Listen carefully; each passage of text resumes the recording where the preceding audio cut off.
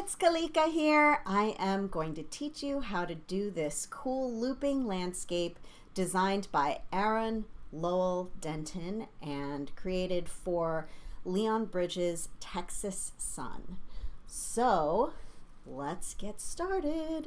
Was everyone able to hear me? Can you guys hear me okay? Can you hear me? If you can't hear me, say something. All right, I'm guessing everyone can hear me. So let's begin. The files are in the description. You should be able to download them from my Google Drive. If you have an issue, let me know in the chat or the comments. And let me walk you through what it is we're gonna make. I have this asset here, which is my album art, and it is a layered Illustrator file. It should be able to open in most versions of Illustrator. There's also a font, which I have outlined. Oh, hi, Carol. Hi, Reiko. Great to see you guys.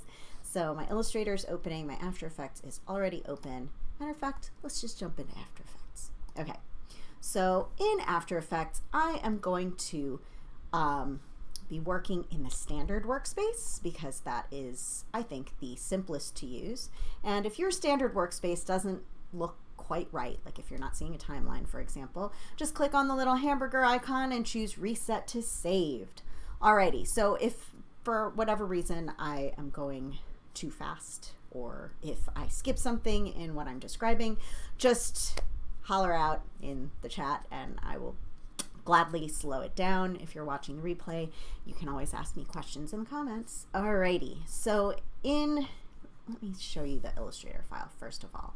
So in case you missed it, a couple of weeks ago, I showed how to do this design in Illustrator, and the link to that should also be in the description. And I've prepped this for animation.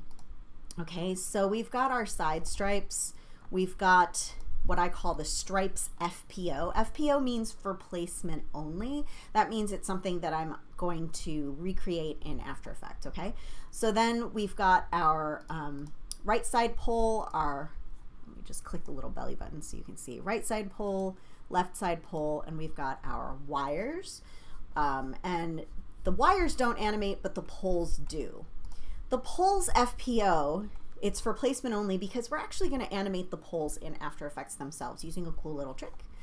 I've got the title font all outlined out. Oh, hi, Anthony. Anthony was the one who showed me the original Texas Sun animation, which was on a video billboard in Times Square. It was so amazing and huge, and I couldn't wait to show people how to recreate it. So anyways, so hi, Anthony. So then we've got our clouds, and I have a cool way of animating the clouds, which does not involve losing that line fidelity. One thing that can be frustrating for people when they take an illustration from Adobe Illustrator and put it into Adobe After Effects is that when they apply effects to it, especially the distortion effects, you might discover that your line starts to also distort, and that is not great. So I have a really cool trick to animate this that does not distort your line.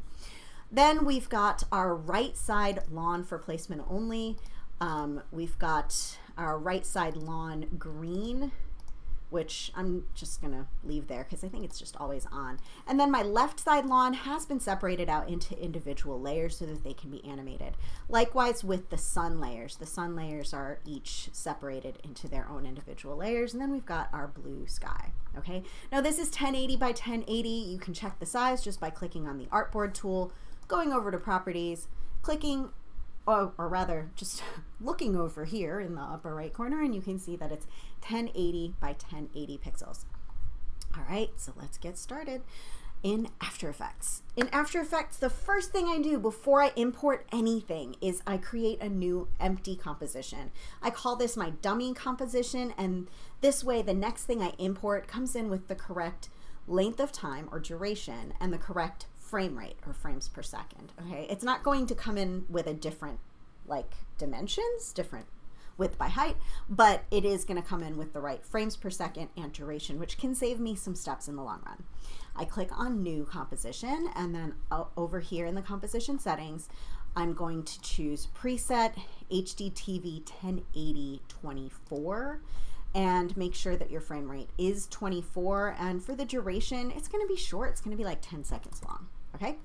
And I just want to have all this stuff like set, make sure the start time code is set to 0, and I hit OK. And what I find sometimes, especially like if my brain's a little bit tired, I like to work in frames rather than time code, because then I don't have to carry the 1 with the 29 or 24 frames per second. Makes me crazy. So to change this from time code to frames, hold the Command key on a Mac, Control key on a PC, and just click, and it just voila, changes. It's fantastic. All right, so now I'm done with my dummy comp. I can just delete it, hit the delete key. And next I'm gonna save. That's important because we don't want to lose any of our work, and After Effects autosave does not kick in unless you've saved in the first place.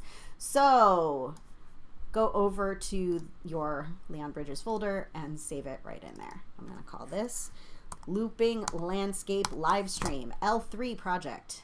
Save. Okay. And I'm going to cheat a little bit because I have a completed version of this. This way I can occasionally double check on settings. So I'm going to drag that in as well. And you guys will, after the live stream, have access to the finished project too. So I'm just dragging that in for my own like comfort, so you can double check timings and things like that. And don't worry, we're not going to be animating everything here. We're going to be animating smart, not hard. Okay? So here's my album art. Whoa, hello. I accidentally dragged something that didn't belong. Here is the original album art. And oh, this one's actually much shorter. I made it like 75 frames. And if we look at our layers, they are color coded, which is kind of nice. And each of our sun layers is animating on separately with just hold keyframes on opacity. That's how we're going to do it. It kind of acts like a switch, which is nice. Then we have our grass layers, and our grass layers are also animating on using opacity, and they animate off using opacity as well, and they animate on about 1/3 of a second at a time, and the sun layers are animating on also at about 1/3 of a second. Okay, so without further ado, let's import our layered file.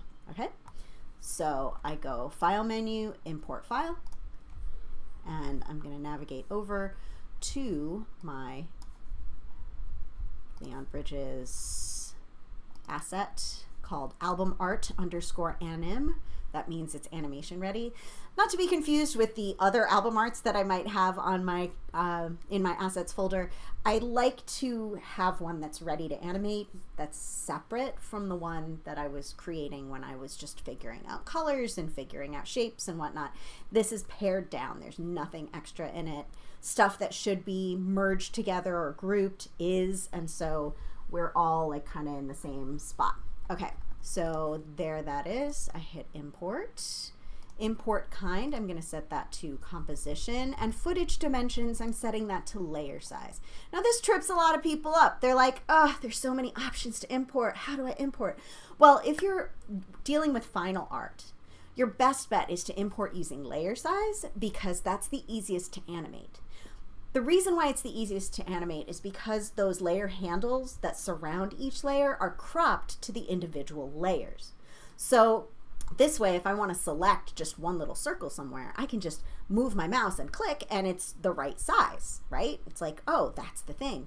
Well, if it's not final art, then I choose the document size option. This is also what I choose if I'm animating in 3D layers, because it makes that process much easier. We'll do a 3D tutorial one of these days. But for now, we're just going to have this set to layer size. All right, I hit OK, and here it is, and I'm just going to double click on album art _anim, and there we go. All right, so let's do some locking and color coding next. And again, if anybody is getting a little lost, needs me to slow down or whatever, just mention it in the chat, and I'm glad to slow down. All right, so the sky layer is not going to animate, so I'm going to lock that. In addition, the text is not going to animate, and you can just click on it. There it is, title outlines, and I can lock that as well. My Poles FPO is for placement only. So whenever I have a layer that's for placement only, I like to reduce its opacity to 50% because this way I can use it kind of like a guideline. And then I'm also going to set it to a guide layer. Guide layers are awesome. Guide layers, basically it means that it's not going to export when I tell After Effects to export this, which is pretty nice, okay?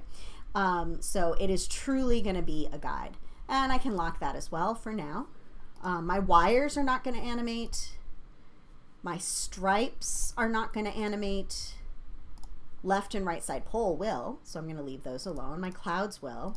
My right side lawn, FPO, that is another one that I'm gonna 50%, and I'm gonna lock. And, oh, I should probably also guide it. Okay, and again, if anybody needs me to pause, I can. The right side lawn green is not gonna animate at all, so I'm just gonna lock that. The road is not gonna animate. The sun will, okay? So if I hover in my timeline and I hit the little tilde or squiggle key, which is under the escape, you will see the whole timeline expand to fill the frame. So this guy, this guy, I'm gonna just set some color coding so that I can keep these things apart. So right side pole gets a separate color from left side pole. My clouds, I'm gonna make them blue. And I'm just clicking that little chip right there to get the clouds the right color. My lawn is gonna be, let's say, aqua. My sun is gonna be orange, you know, because it's sun color. All right, so that's pretty good. Just a moment. All right, so we've got the layers labeled. The things that are not going to animate have been locked. One more thing I'm going to do, friends. I don't need these original copies here, okay? But what I do need is what I call a lockup test sort of layer. I guess I don't really have a name for it. I create a, I make a new layer. Basically, I import the merged version of anything I'm animating just as a way of checking my work. Like, hey, did I screw it up? Is it offset somehow?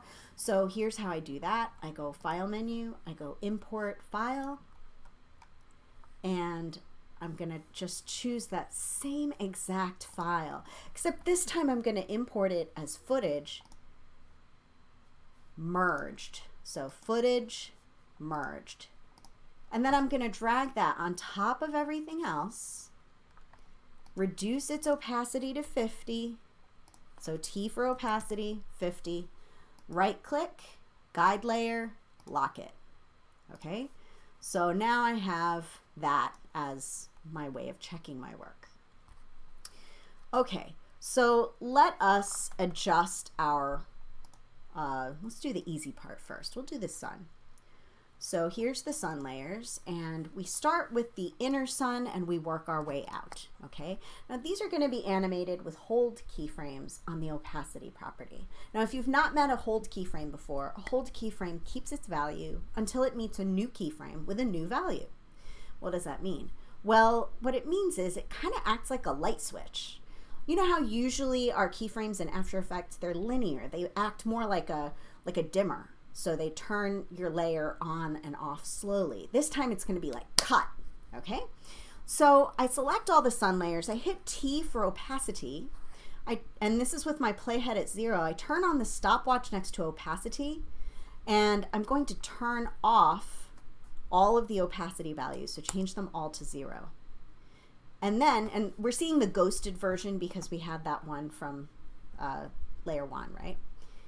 And then with all these guys still selected, I'm just gonna go full screen with my timeline here. I'm gonna change all of those to hold keyframes. So I go to the animation menu, I go toggle hold keyframe. All right, and if I look back at the finished version, that middle sun piece is always present. So actually I can go back to After Effects And let's just turn that on. We'll just keep it on, okay? And then of course I can swivel it closed and lock it. So let's go back to here. And now you see that little red sun is just hanging out. All right, so I said 1/3 of a second. Well, how long is 1/3 of a second in terms of frames? Well, I'm so glad you asked. Well, we're working at 24 frames per second. So 1/3 of 24, like if I had 24 cookies and I was splitting them between 3 people, would be 8. So let's do 8 frames at a time. So let's advance by 8 frames. I can just click into the time code and type +8, or the frame counter. And in case you missed it, it's command click or control click on the time display to change to frames rather than time code. And I'm going to change this sun number 2 to 100% opacity. And then I'm going to advance another 8 frames. And you don't have to do the math as long as your time is going forward. So After Effects, if you do +8, great. Look, now we are 8 more frames ahead. But look what happens if I type -8. It goes before the dawn of time. You don't want that. So always +8, not -8, okay? So every 8 frames, it's going to get a little more, there's going to be a little more sun. So +8 again, click here. And if you have a column that you're not really using, like I have this parent and link column, I don't need it. Right click, columns, turn off parent and link, or I can just choose hide this. There, now I have a little more real estate horizontally. So how are we doing so far? Is everything making sense? If it's not, you know where to find me, chat it, or put it into the comments. So I'm clicking in here, another +8, and right there, and another +8, and here. Okay, so now all of those turned on. And if we look back at our finished version, I cheat all the time off myself. So those all came on about 1/3 of a second apart, and then they disappeared more quickly. So maybe like 4 frames apart for the disappearance. So 4 frames forward. And I'm going to change this to 0. As a matter of fact, I could just do a little shortcut here. So if I select all these other sun layers, sun 2, 3, 4, and 5, and change all of them to 0, then I can just advance these 4 frames at a time. So there's a keyboard shortcut for this. Hold the Option or Alt key and hit the right arrow 4 times. 1, 2, 3, 4. And then Command or Control click to deselect, and then Option or Alt, right arrow, 1, 2, 3, 4. Option or Alt to, Command click to deselect, and then Option, right arrow, 1, 2, 3, 4. Command or Control click to deselect, 1, 2, 3, 4 with the Option and right arrow. Okay, so let's play that back. And that's not quite fast enough. Let's play it again.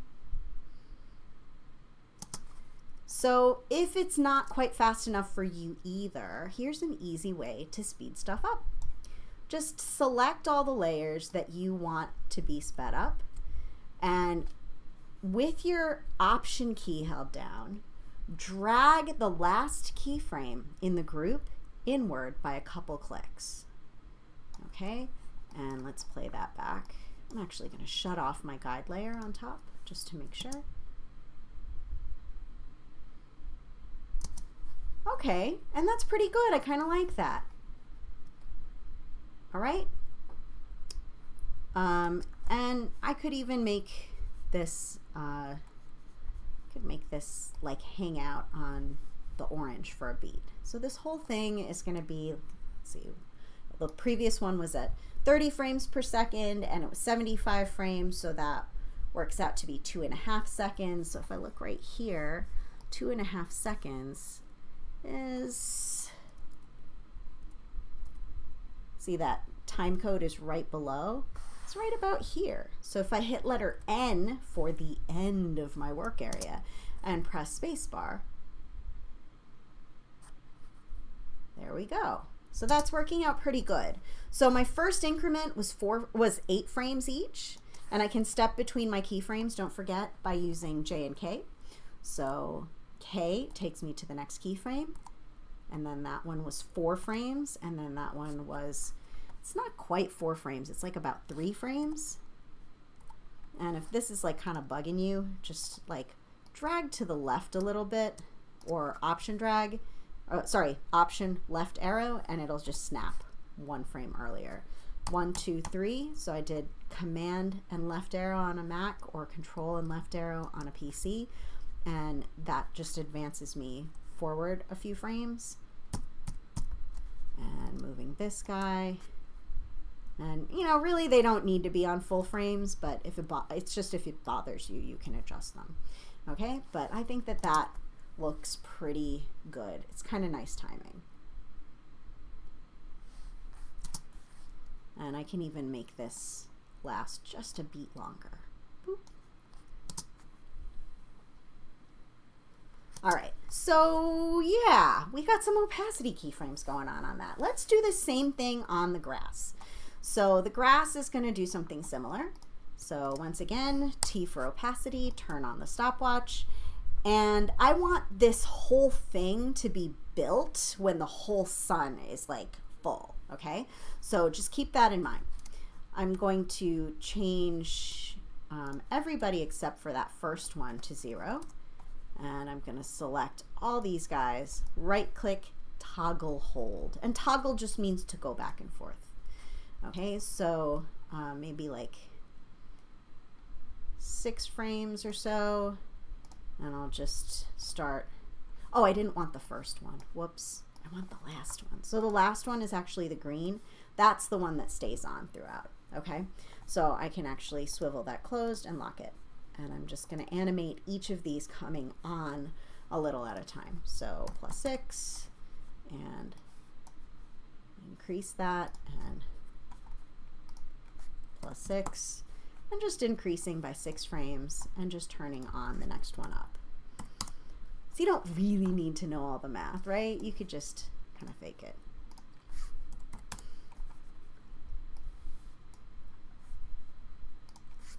+6.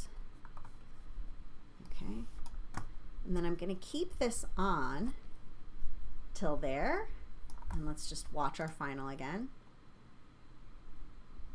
So those disappear in the same order that they appear. So once that's all in place on the sun, I can just go over here and start to make them disappear at the same point in time.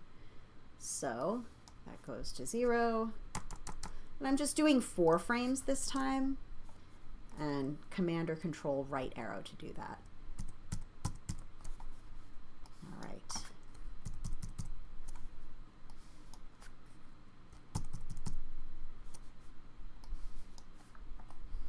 Okay, so let's play that back.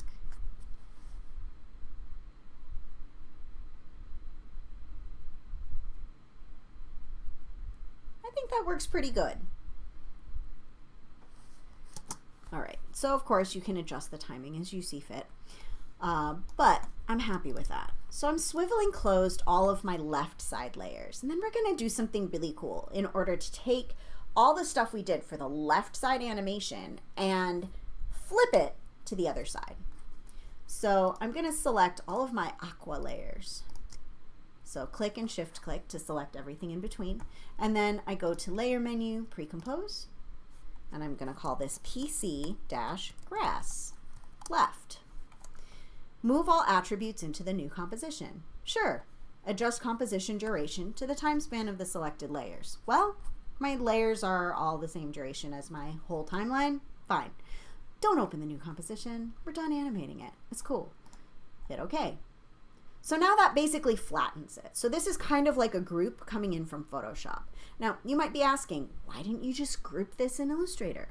Well, as you can see with my right side lawn FPO, you can't. If you group in Illustrator, all of those pieces of art end up merged to one layer.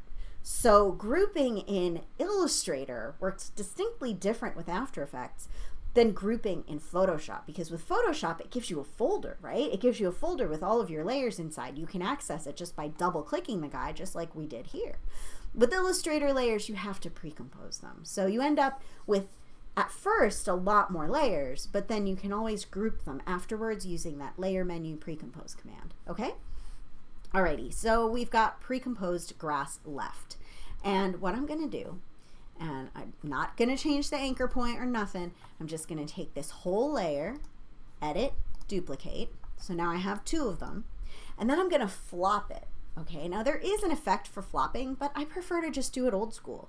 S for scale, turn off the little chain link thing, and then the first number on scale, I'm just gonna change that to -100, okay? So changing that first value to -100 is actually going to take all of that art and flip it to the other side, okay?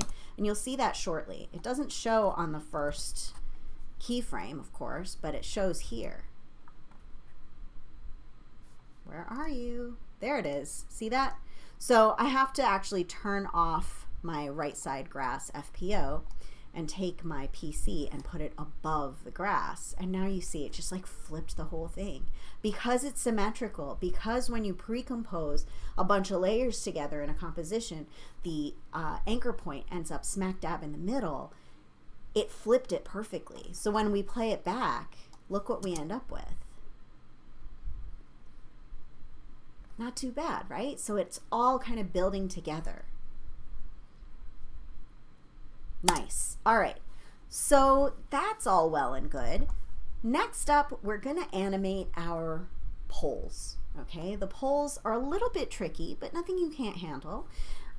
First, I'm going to place all of the poles in space, and then I'm going to animate using what I call the 1 to 2, 2 to 3 method. Okay, so I'm just, once again, going to do one side of the poles. So this is my left side pole, because really, why do all the work twice, right? So I can actually turn off the right side pole. I'm just going to do it on the left. And my little trick, friends, is that I actually bring up my title and action safety guides by clicking this little duck hunting looking thing. I go over to title and action safety, and then I take my anchor point, grab up the anchor point tool, and I'm going to move the anchor point to like the middle here, okay? And I gotta zoom way the crap in, So I'm using my trackball or trackpad to get really, really up close and personal here. And this is our vanishing point. So if you've ever studied perspective, like I remember in 3rd grade, our art teacher would make us go out in the hallway and we're gonna draw the lockers. I was like, great, again. And we would make a dot off into the distance, and then we would draw with our ruler these lines like coming out from the dot, right? And that's 1 point perspective. So our vanishing point is actually way off over here, okay? And it's a little bit different, like it's not quite over there, but we're gonna pretend it's right here because that's where it is for this illustration. And see how I moved the anchor point for this guy over there. So I'm going to take my left side pole and I'm going to duplicate it. So Command or Control D to duplicate. All right. And then this guy, which just showed up, I'm going to scale it down. So scaling it down, and you see how it's kind of traveling along that path? Pretty cool, right? And if you want to be like super careful about it, you can hit T for opacity and use my cheap lightbox method to change the opacity of left side pole 2 to be a little bit, less, so that you can test out where the thing is at. So I'm just going to hold the Command or Control key down so I get this like as close as possible right there. Okay, so that's pretty good.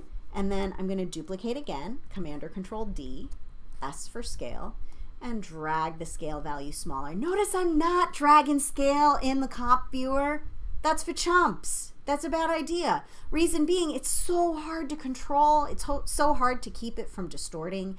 I don't know if you've ever tried to scale things interactively in After Effects. It is a joke. It is not easy to do.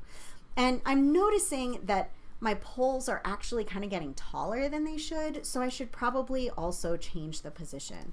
So I know, it happens. So P for position. And if your layer handles are getting in the way of your view, Command Shift H on a Mac, Control Shift H on a PC, and your layer handles will conveniently disappear. So I'm just going to move that down a touch. Okay, and then here's another guy, and I'm just using my arrow key down to move that down a touch. Okay, and then duplicate again, Command or Control D, S for scale, and drag that down. Ooh. And if it's like moving too far, just hold the Command or Control key while you drag that value, and you'll get like control over the tenths of scale. Duplicate again, S for scale, dragging that guy down smaller, and see how now it's like, too low. Let's move it up. Okay, and then I need one more, S for scale, make it smaller. Maybe not so small, because then it starts to disappear. And I'm gonna move that over and down. I'm doing all the moves with my selection tool, and I need one more. This is like my little Phantom Menace in the way background, because he's like so small that he actually starts like at the vanishing point itself. See that? He's like way the crap down there. Let's turn on the transparent grid. He's over there. So here are my poles, okay? All right, so the way that I animate these poles, it's what I call the 1 to 2, 2 to 3, 3 to 4 method. And basically you don't have to animate the whole movement. You just have to animate one. And the way that this goes is you start off by just selecting all of these poles, okay? And I'm gonna hit P for position, Shift S for scale, okay? And I'm gonna turn on position and scale stopwatches. And then I'm gonna move to the end of the timeline, like the end of the work area, like literally the end of the work area. So far on the end of the work area that my playhead is lined up with that blue bracket, because we don't actually want that matching frame to appear in our loop. All right, so this guy, I'm going to turn on Command Shift H once more to get my layer handles. All right, and we're going to start by doing the simplest one, which is this to this. Okay, and I want left side pole 2 to end up where left side pole 1, I'm just changing that name so it's clearer, where 1 used to be. So I take the keyframes from left side pole 1 and I copy them, okay? And then I select left side pole 2 and I paste them. Oh, interesting. So now left side pole 2 migrates to where left side pole 1 used to be. Left side pole 1, I can just make it bigger. Get that ish like off screen. Just try to keep a similar spacing. Fine. Left side pole 3 has to end up where left side pole 2 used to be. Okay, so left side pole 2 used to be here. I'm going to copy that. And then I'm going to paste it at the end of left side pole 3.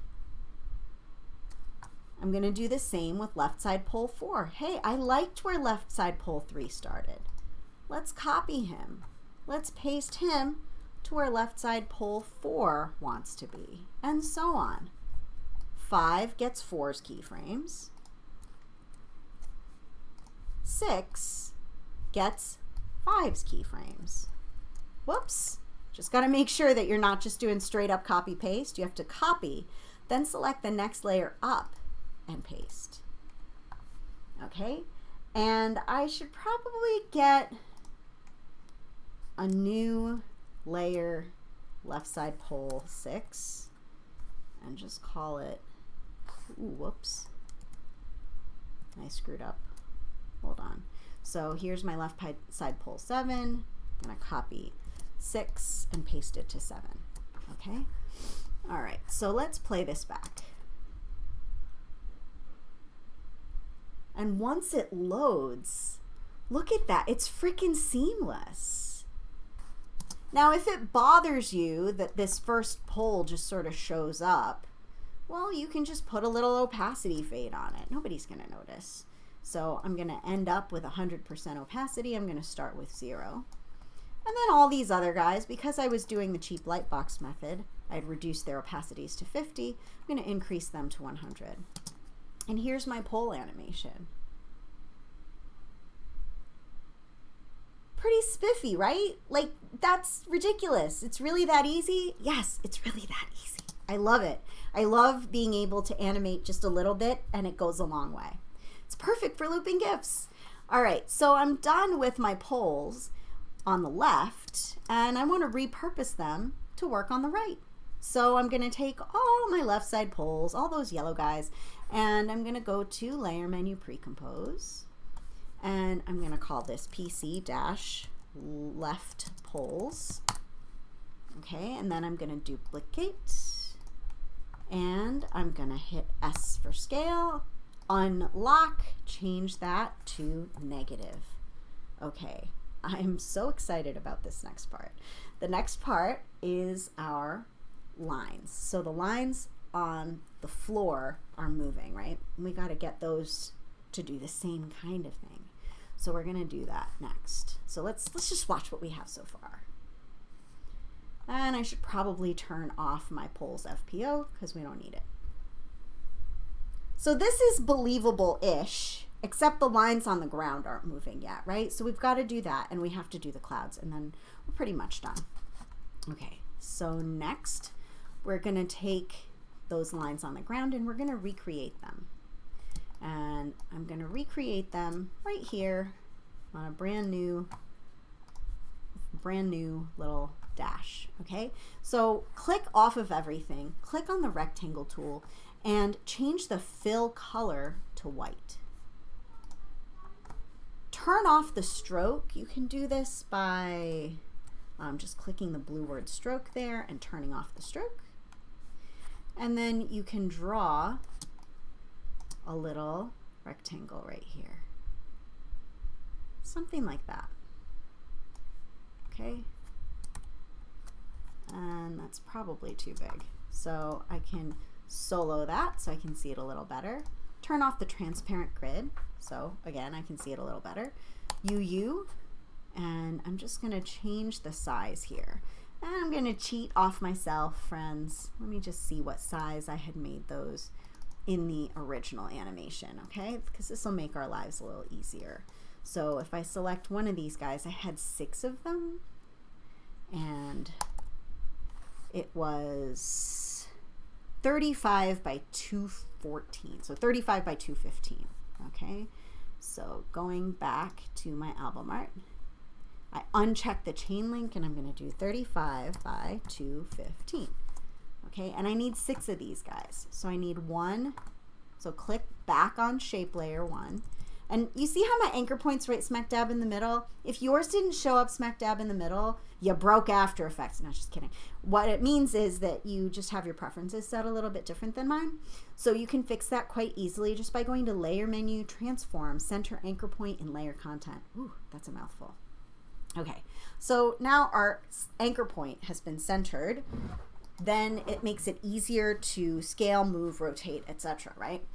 Okay, so I have this guy, and I'm going to duplicate it, edit, duplicate, and I'm going to take the duplicate and I'm going to move it down a touch. And don't worry about trying to get like all the lines perfect. Like, perfection is a myth.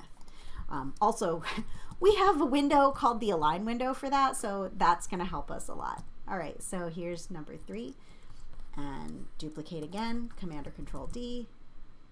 There's number 4. I want all these guys to move up.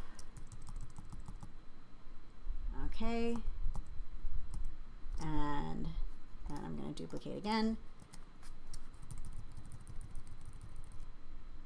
And one more. Duplicate again and move that down. Okay, and they're not spaced properly. Like, this is horrible. So we're going to fix it quite easily just by selecting the first, shift selecting the last, bringing up the Align window. Oh my gosh, the unsung hero of After Effects. The align window has saved me many a time from my own lack of ability to line things up. So we're going to distribute vertically. Nice. So now that is all kind of separated out nicely. And we're going to take this and we're just going to do the same exact method that we did last time, which is to say 1 to 2, 2 to 3, 3 to 4. Like literally the exact same way. So P for position, turn on the stopwatch, except we're not doing scale this time, right? And then I want this guy copied over here. Oh, rats, I did it the wrong way. Hold on. I want, actually, start here. So I want this bottommost guy to be copied to the next one. So this guy is going to get copied over there and so on. So an easier way to do this when you have a situation like this is actually to do the following. Select all your layers. Take a snapshot. Oh my gosh, another unsung hero of After Effects. If you click the little camera icon, it actually takes a little photo of this that you can check by clicking the little eyeball. It doesn't save it physically anywhere like how Premiere Pro does, but it does allow you to see what you did. So now I've got that. I can just take my position, shift arrow down a bunch. Too much. And then I can check my work. And if my layer handles are getting in the way, Command Shift H or Control Shift H. And let's see that. Okay, that's a little too far down. Arrows up.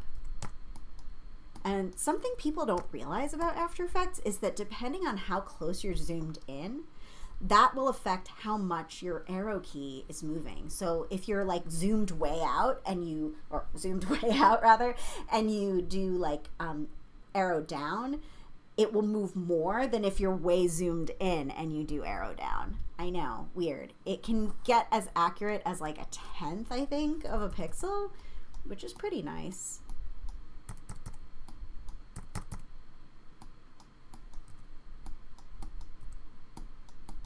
That's pretty darn close, okay? And making sure that those keyframes are all placed at the smack dab end over there, right? And then let's play that back. Yeah, it works perfect. Okay, so these guys are all my line dashes. I'm gonna pre-compose them. I don't care that it's cropped, it's fine. So layer menu, pre-compose, and I always start my pre-comps with PC. So I do PC dash road dash, okay. All right, so those are now pre-composed, fabulous. And then I'm gonna like scale them down and kind of do this to them so that they're like coming out at us, right? And the way that I do that is just gonna move it down like this. All right, and then if I want to, I could throw it into 3D space. Command Shift H or Control Shift H to get your layer handles up, R for rotation, and then just rotate back, so rotate in the minus direction in Y space, sorry, X space. There we go. And that kind of works, but not completely, because then I have to also like move it back like that. Okay, and let's turn off our road dashes, stripes FPO, there it is. Okay, and you see how that like, oh, that's a little short. That's not gonna work. So that is not ideal.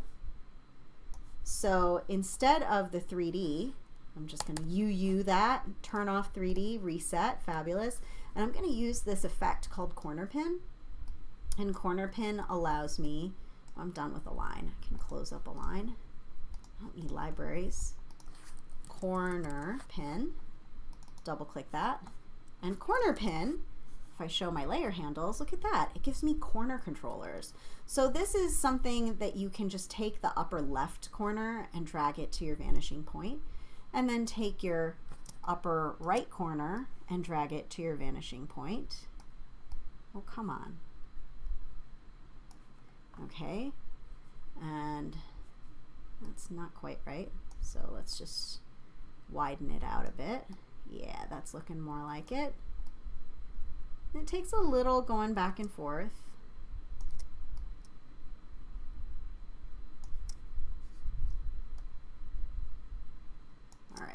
I think that'll do.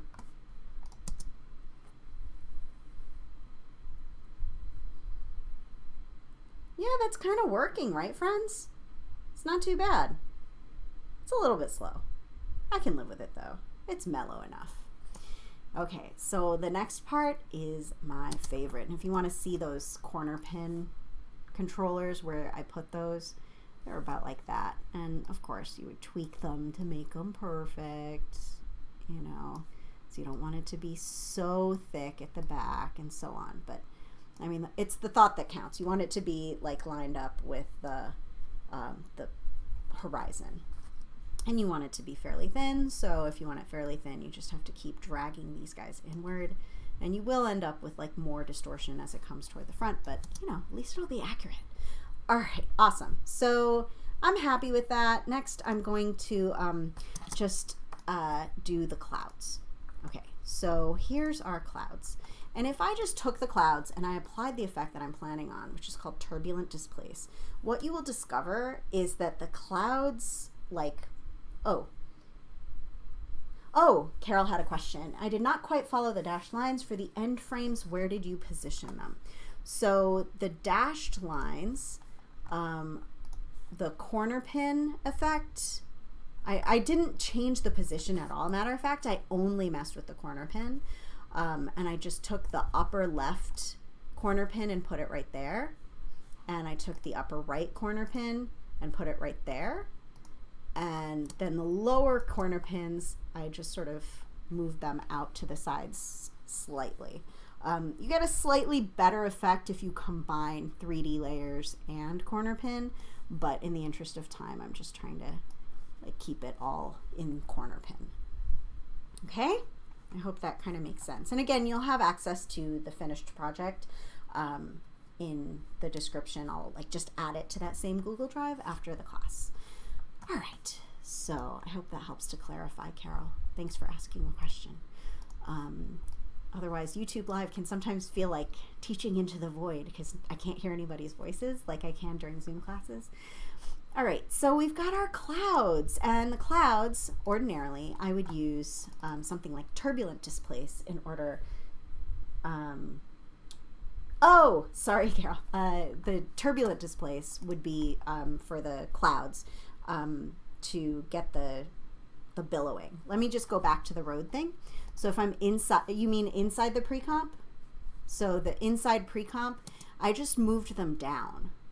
That's all. I just moved them down by 1. And they went from here to here. So you see the 6 dashes, and this one top one is off screen here. And then when we finish, one is off screen at the bottom. And I just made sure, like using the snapshot tool, that the first frame and the last frame, like right at the work area, were exactly the same. And you can test your snapshot by clicking the little show snapshot button. And there's only 2 keyframes on there, just one here and one there. And that's it. You don't have to add any animation inside of this. There's no keyframes. So if I have the layer selected and I hit letter U, no keyframes, none at all. It's all within the pre-composition. Okay, so back to our clouds. Let me just demo this with one cloud. I'm going to put the turbulent displace on there. All right, and if you put turbulent displace on a layer, nothing happens right off the bat. So you have to actually animate the evolution. So some effects, some distortion effects especially, come with animation. This one doesn't. So you have to animate the evolution property. So you turn on the stopwatch next to evolution, you go to the end of the thing, and I wouldn't suggest that, I guess, like, you shouldn't play along with this part because I'm showing you how to screw it up. So anyways, evolution, I'm going to change the first number here on evolution, the revolutions, to 1, okay? And you see what's happening with the edge, the line edge? Here we have this beautiful illustration with like super consistent line edges, and this turbulent displace jerk is just screwing up the consistency of my line width, and that is not acceptable. So the solution to this is twofold. First, you have to change the layer to be an After Effects shape layer. Second, you have to work with just the white, and then you put a bunch of effects on the white. So I like this. I'm gonna delete it though, and I'm gonna right click the cloud, and I go to create shapes from vector layer, okay? And if I swivel open my vector layer now, you'll see that there are two groups. There is group 1, which if I turn on and off the visibility is actually the black line, and there's group 2, which is my fill. Now why it ended up like this, I really don't know, because if you look at the Illustrator file, there is nothing fancy about the way that I made these clouds. It is one path with a stroke and a fill all combined together. So I don't really understand why it broke it up this way, but it did. So I'm actually going to delete the black line around, because when you do that, right click, create, convert to whatever, this one, create shapes from vector layer, it saves your original layer. So if you need to refer back to it, you can. All right, so I'm just going to undo that. So now I just have the white. I'm going to put the turbulent displace on it, and it displaced quite a bit. I'm going to turn on the evolution at the beginning. I'm going to change the evolution at the very, very end to 1 evolution, okay? And if I play this back, that's a little extreme. I mean, we want to be trippy, but we don't want to be this trippy. So we can actually reduce the amount to like 10 and see if that kind of fits the bill a little bit better. And that's more subtle. I'd even hazard to go to 5. And that's pretty nice. It's gentle. We don't want it to be something that draws attention to itself. I might even go a little bit smaller with the size, like 50. And let's see. Let's hit letter U and just double check. It's supposed to be 1 and 0.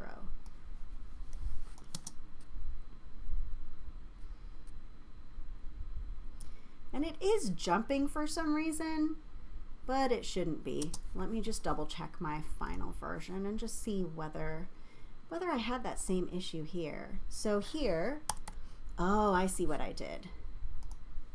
In the effect, I animated the amount going from 0 to 10 and then back again. That's what I did. Okay, fine. So we'll do that, 0 to 10 and back again. So I have the evolution going from 0 to 100, but then I'm also going to do the amount.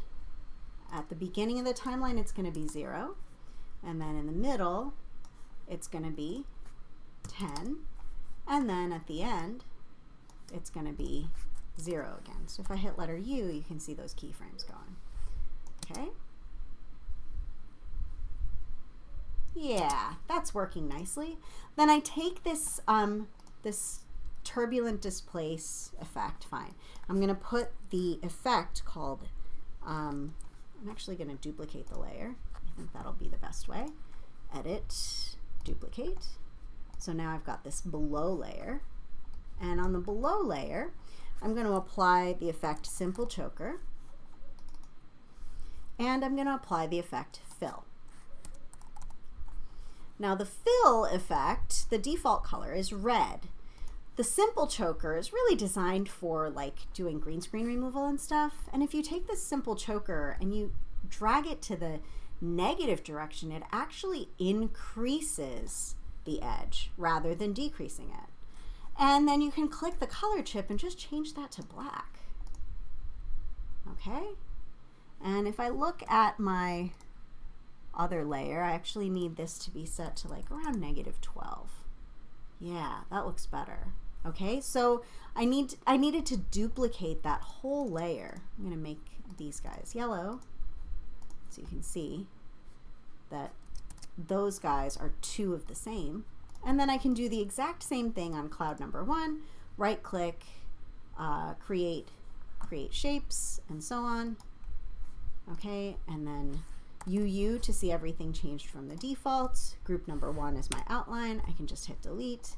And I can actually put the same exact effects on this. So here's my turbulent displace. Copy. I can duplicate this second cloud.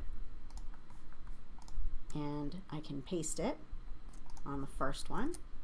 Right? So now I have my whoops, undo. I didn't have my playhead at 0. That's a problem. So I'm going to just paste that there. And then I'm going to take the effects from this guy, and I can just click and shift click right here in the effect controls and copy those. Okay. Then I get my cloud outlines below layer, and I'm going to paste all that stuff there.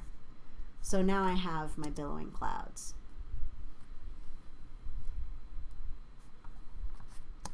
So it might feel like the animation for our poles is a little slow, and the animation for our road dashes is also a little bit slow, but that's easy enough to fix. If you just go into your road dashes and right click and change, like just do a trim comp to work area, and then we're going to do the same thing for our poles. Right click, trim comp. So the whole thing should be like 60 frames is the last frame. And I'm going to do the same thing with my grass. Right click, double click, sorry, and trim comp. Okay, so now those guys are nice and short. You can actually speed stuff up really, really easily using the time stretch option.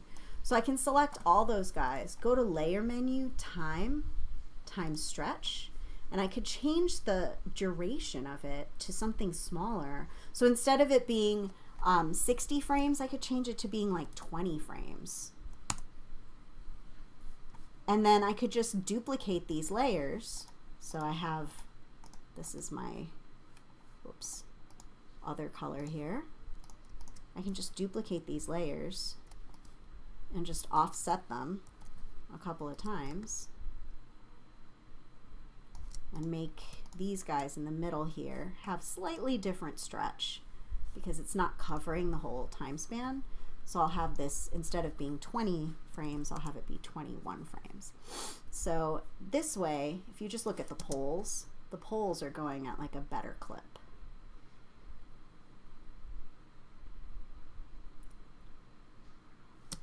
And, you know, maybe you don't want the grass and the sun to be as fast because that's a little scary. But, you know, to fix that is simple enough. You would just click on those layers, go to layer, time stretch, and then just change your stretch factor back to 100%. 100% is your default, and then it goes back to being perfect. And then with my road dash, I would definitely go in and time stretch that so it matches the other guys. So I set the duration to 20 frames, duplicate it a couple times.